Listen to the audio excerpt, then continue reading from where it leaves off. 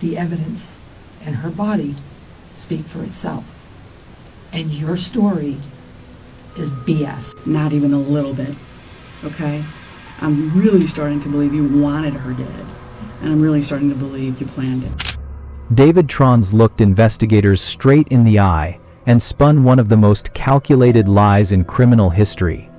He claimed he found his wife floating peacefully in their bathtub after what appeared to be a tragic slip and fall. But what police discovered next would expose a web of deception so twisted, so methodically planned, that it would shock even seasoned homicide detectives. This is the story of a man who thought he could commit the perfect murder, hide behind a facade of grief, and walk away free. What you're about to discover will leave you questioning how well you really know the people closest to you. Right now, the prosecution is playing that hours-long interview that David Tronnes gave police shortly after his wife died. On April 24, 2018, in Orlando, Florida's upscale Delaney Park neighborhood, a 911 call would change everything. The caller? David Tronnes, a 50-year-old man claiming he'd just discovered the unthinkable. His wife Shanti Cooper Tronnes, unconscious and unresponsive in their home's bathtub. The 911 operator tried desperately to help David through CPR instructions, but something was wrong with this call.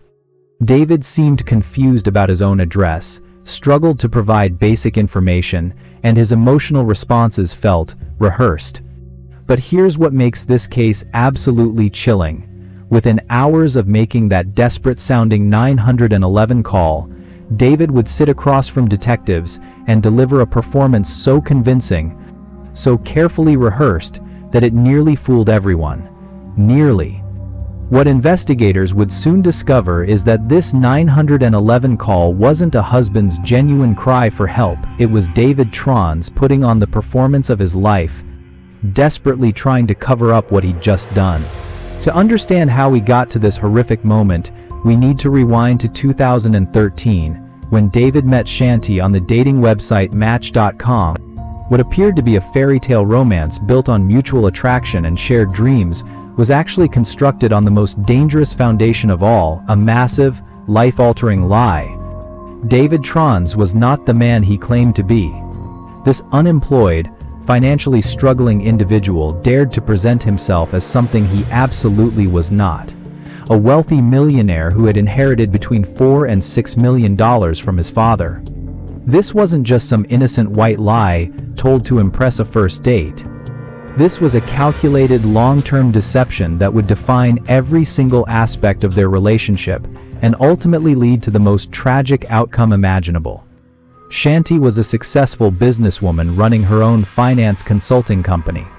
She was intelligent, ambitious, and financially independent, exactly the kind of person who deserved honesty and respect from a life partner. Instead, she got David Tronnes. The cruel irony? While David was pretending to be wealthy, Shanti was the one actually paying for everything, and I mean everything. Shanti funded the couple's expensive home renovations, handled most household expenses, and even refused to let David pay more than 1/3 of their rent because her son Jackson lived with them. But David's deception went even deeper. Friends and relatives would later describe him as a complete miser who showed annoyance even when having to buy groceries. Can you imagine? This man was so cheap, so unwilling to contribute financially, that he complained about buying food for his own household. In April 2015, the couple purchased a 4,000 square foot Victorian-style home in Orlando's Delaney Park neighborhood for over $600,000 in cash. But here's where David's manipulation becomes truly sinister. He placed the property in a trust under his name and his mother's name, deliberately excluding Shanti from ownership despite her funding nearly $250,000 in renovations. Let that sink in. Shanti was paying for renovations on a house she didn't even legally own, but the renovation project itself? It was an absolute disaster. The project involved removing all interior walls, leaving the house as essentially a two-story shell held together by just 2 inches of stucco. In Mr. Tronnes' house, the studs had been removed. There were no interior dividing walls at all. in my recollection, there was a partial floor between the first and second floor. The main house became completely unlivable, forcing the couple into separate living arrangements, David sleeping in the garage while Shanti lived in a converted garage apartment. This is where David's desperation reached dangerous levels. Facing mounting financial pressure and a renovation project spiraling out of control, he became obsessed with appearing on the A&E reality show Zombie House Flipping. In his twisted mind, this TV appearance would be their salvation, a chance to recover financially and gain the recognition he craved. Does a TV show, Home Improvement. Keith, the guy you Ori. mentioned, Ori? It's called Zombie House Flipping. But there was one massive problem with David's grand plan. Shanti wasn't interested, and why should she be? She was already funding this financial nightmare, living in substandard conditions, and watching her relationship deteriorate because of David's obsessions. In April 2018, just days before Shanti's death, she attended a meeting with the show's producers, but her reluctance was obvious to everyone in the room. Keith Ori, the show's host, would later testify about this crucial meeting. I arrived at the house to meet Dave and Shanti, and she was, by my estimation, unhappy to be there. And it was in a sort of a tense state. Shanti walked out of the meeting, visibly upset, making her position crystal clear. Sans the poste. She wanted no part of David's reality TV fantasies. This brings us to the most crucial detail in our story, the one sign David Tronnes couldn't hide, couldn't explain away, couldn't lie about. When investigators arrived at the crime scene on April 24, 2018, they immediately noticed something that shattered David's carefully constructed story. Okay, so it's one room. You don't see her? Until Is that what you're saying? Okay. Is the bathroom door open or closed? Open. Okay, and so you walk toward the water that you're hearing? David claimed he found Shanti in a partially filled bathtub, suggesting she had slipped and fallen while bathing. But when police arrived, they found the bathtub completely dry, with no water on the floor, and both David and Shanti's body completely dry as well. This was the one sign David couldn't fake, couldn't stage, couldn't lie about. The physical evidence at the crime scene completely contradicted his story. If Shanti had really been found in water as David claimed, there should have been water everywhere, on the floor, on David's clothes, evidence of the struggle he described. But there wasn't. Because it never happened the way David said it did. What happened next would become one of the most compelling interrogations in criminal history. David Tronnes, believing his performance had been convincing, agreed to go to police headquarters for questioning. He thought he was so smart, so prepared, that he could outsmart trained homicide detectives. I'm with you. I haven't eaten since this morning. I'm sorry this is taking so long. For 14 hours, David Tronnes sat in that interrogation room, spinning tale after tale, desperately trying to maintain his innocent act. But with every passing hour, every inconsistency, every behavioral red flag, the detectives grew more certain they were looking at a cold-blooded killer. The most chilling part? David showed absolutely no genuine emotion throughout the entire ordeal. No real tears, no authentic grief. Just calculated performance after calculated performance, each one more transparent than the last. But detectives weren't buying what David was selling. Not anymore. Not after they'd seen the evidence. Not after they'd heard his story. And certainly not after they'd witnessed his complete lack of authentic human emotion. What you're about to witness is one of the most disturbing examples of calculated deception ever captured on camera.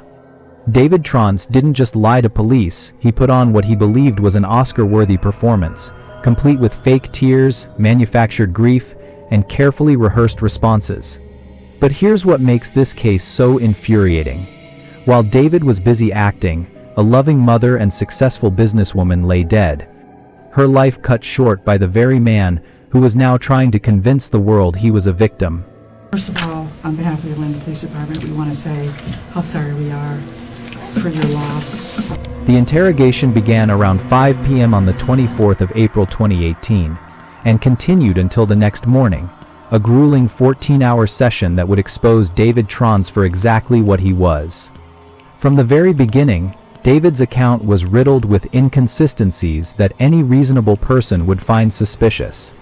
He claimed he last saw Shanti that morning before going to walk their dogs and do yard work, then returned to find her in the bathtub. But listen to how he describes this supposedly traumatic discovery. I see her laying with her head in the right-hand corner. The water is running, but I don't think the drain is closed, because if it was, it would be going over, right? So the water's like half full. She's submerged partially, but she's also partially not submerged, and one of her legs is kind of sticking out and out a little bit. And it's just extremely awful, and it doesn't look natural.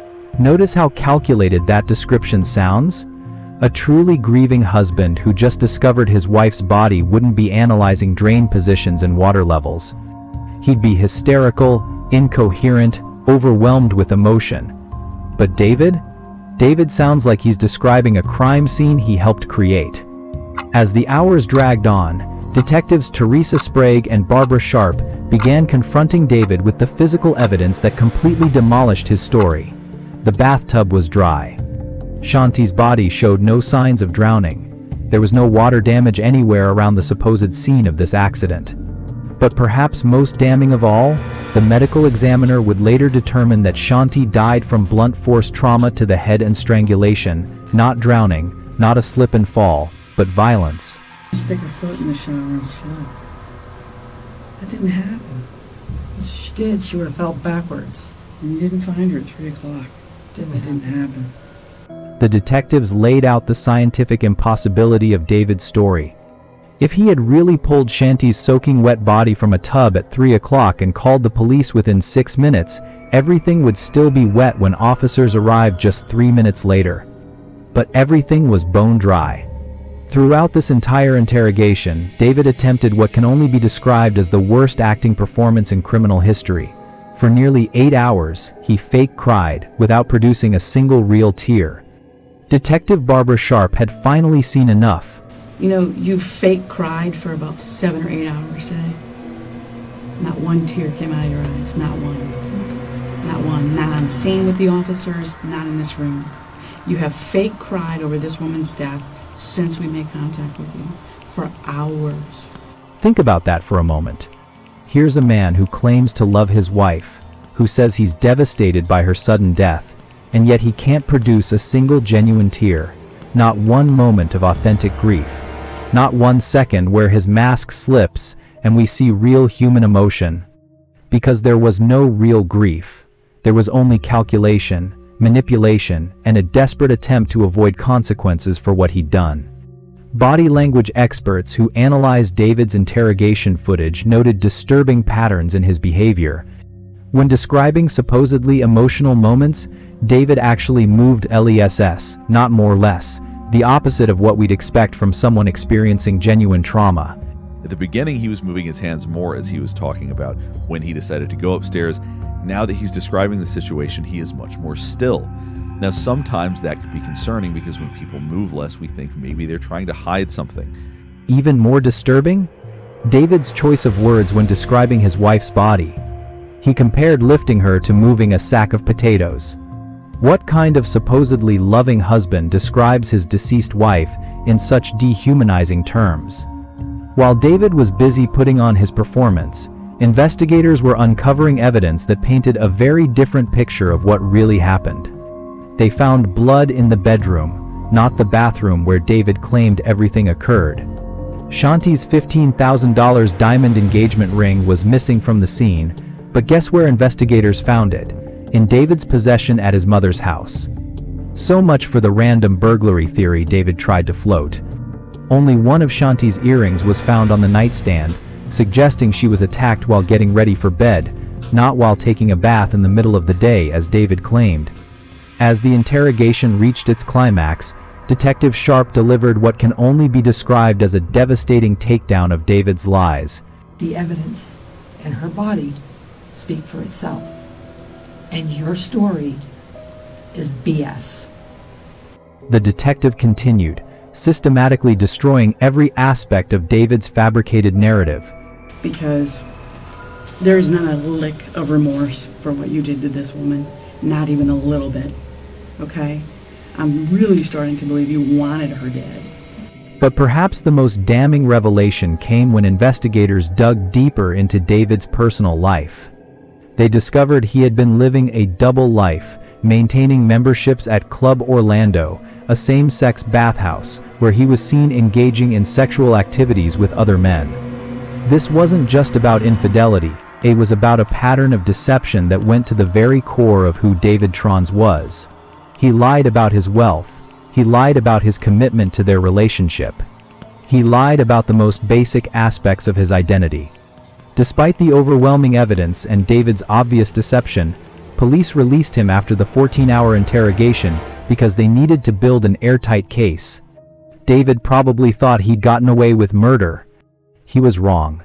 4 months later, in August 2018, David Tronnes was arrested and charged with first-degree murder. The evidence against him was overwhelming, undeniable, and absolutely damning. But David had one more card to play, one final attempt to escape justice that would prove just as calculated and manipulative as everything else he'd done. Just when you think David Tronnes couldn't possibly sink any lower, just when you believe his capacity for manipulation had reached its limit, he pulled one final, utterly despicable card from his deck of deception. After being arrested and charged with first-degree murder in August 2018, David suddenly began claiming he was mentally incompetent to stand trial. This wasn't grief or trauma talking. This was calculated, cold-blooded manipulation at its absolute worst. In 2021, David's defense team filed court documents claiming he had been diagnosed with schizophrenia by Dr. Jeffrey Danziger and was therefore incompetent to stand trial. The courts initially bought this act, and David was sent to a state mental health facility under Florida's Baker Act. But Shanti's son Jackson Cooper saw right through David's latest performance. He publicly stated what many were thinking. He's just trying to get out of it because he thinks he's going to a mental hospital and play around. Think about the absolute audacity of this man. He killed his wife in cold blood, lied to police for 14 hours, and when finally caught, tried to fake mental illness to avoid facing the consequences of his actions. But justice has a way of prevailing, even when evil thinks it's found the perfect escape. After less than 2 years of treatment, the mental health facility reported that David was competent to stand trial. In January 2023, a judge officially ruled him mentally fit to face murder charges. David's final manipulation had failed. He would face trial for what he'd done to Shanti. On the 12th of October 2023, nearly 5.5 years after Shanti's death, David Tronnes finally faced justice in an Orange County, Florida courtroom. What unfolded over the next 6 days would expose the full extent of David's crimes and the devastating impact of his actions on everyone who loved Shanti. The prosecution, led by Assistant State Attorney Michael Smith, methodically presented evidence that painted a picture of premeditated murder driven by financial desperation and rage. The medical examiner, Dr. Gary Utz, testified that Shanti died from strangulation and blunt force trauma, with bruising, abrasions, and broken bones in her neck. This wasn't an accident. This wasn't a slip and fall. He claims that his wife Shanti must have slipped or blacked out before drowning in the bathtub, but prosecutors say there was no sign of a drowning, that there was blood everywhere, and that her injuries pointed to her being beaten and strangled. The prosecution also revealed David's elaborate financial deceptions, including his lies about inheriting millions from his father. They showed how Shanti discovered these lies and refused to participate in David's reality TV fantasies. Most devastating of all? The jury got to watch David's 14-hour interrogation, seeing firsthand his complete lack of genuine emotion and his transparent attempts at manipulation. David's defense attorney, Richard Zaleski, tried desperately to create reasonable doubt, arguing that police conducted a sloppy investigation and rushed to judgment. He claimed the evidence was circumstantial and insufficient. But how do you defend the indefensible? How do you explain away the physical evidence, the contradictory statements, the complete lack of authentic grief, and the pattern of lies and manipulation? The defense mainly tries to evoke empathy for the defendant, but it ends up just roasting the fake crazy out of him. Shanti's the only source of the income. She's the breadwinner. He does nothing other than take care of the pool and the dogs. The defense's strategy was doomed from the start because they were trying to defend someone who had committed an indefensible act. After just over 5 hours of deliberation, the jury returned with their verdict on the 18th of October 2023. Verdict reads, we, the jury, find the defendant guilty of first-degree murder as charged in the indictment. Guilty, first-degree murder. The relief in that courtroom was palpable. After more than 5 years of waiting, justice had finally been served. What happened next was both heartbreaking and powerful. Shanti's family finally got their chance to speak directly about the devastating impact of David's crimes. Her stepfather, Norman Jeffrey Dow, spoke about how the murder had affected him so deeply that he developed PTSD and struggled to maintain relationships with family members. But it was Shanti's son Jackson who delivered the most powerful statement. Your Honor, my mom was the best person I ever knew. She worked a lot, but she never put her family over work. Early 2018, she was taken from me and my family. It's like a hole in my heart that I can't fill or fix. She didn't die peacefully. She did not deserve anything that happened to her that night. Jackson's words cut through the courtroom like a knife. Here was a young man who had lost his mother to senseless violence, forced to grow up without the woman who had loved and supported him unconditionally. Shanti's ex-husband and Jackson's father delivered an equally powerful statement, referring to David as nothing more than a parasite who had destroyed their family. When this parasite came into our lives, he took something from us, and most importantly from Jackson, and what he took is not replaceable. It is something that I struggle with every day. He lost a good parent.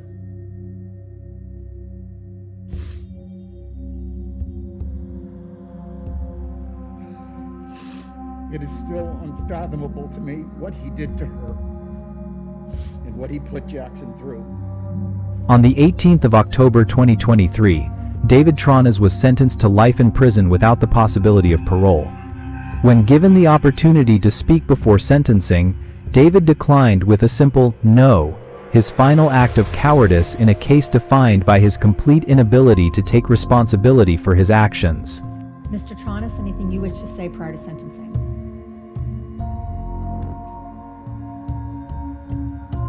I think you just said no, is that right? Then in this case,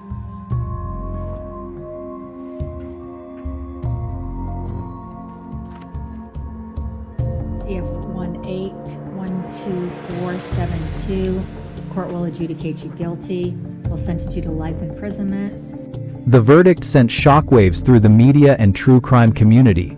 This case had everything: deception, financial fraud, reality TV aspirations, and ultimately, cold-blooded murder. Major outlets like CBS's 48 Hours and ABC's 20/20 featured the case, bringing national attention to David's crimes and Shanti's story. Find the defendant guilty of first-degree murder. Right now on Fox 35 News at 10, the verdict is in. David Tronnes is found guilty of killing his wife. As the case concluded, investigators revealed even more disturbing details about David's past. They explored whether David might have poisoned his previous wife, Carol Tronnes, who had experienced mysterious health issues during their marriage. While no charges were filed, the pattern of behavior was unmistakable. David had been the primary cook in his marriage to Carol, and she experienced nausea, stomach problems, and chronic pain that began after they started dating. Some of Carol's friends suspected David might have been slowly poisoning her, though Carol herself consistently denied this possibility. David didn't just kill his wife, he stole years of her life through deception, manipulation, and financial fraud. He forced her to fund his fantasies while living in substandard conditions. He isolated her from potential happiness and authentic love, and when she finally stood up to him, when she refused to enable his reality TV delusions, he killed her. David Tronnes is currently housed at the Graceville Correctional Facility in maximum security, where he is expected to remain for the rest of his natural life. He has 30 days to appeal his conviction, but the evidence against him was so overwhelming, so undeniable, that any appeal seems futile. Click on one of the cards on your screen to see more videos like this.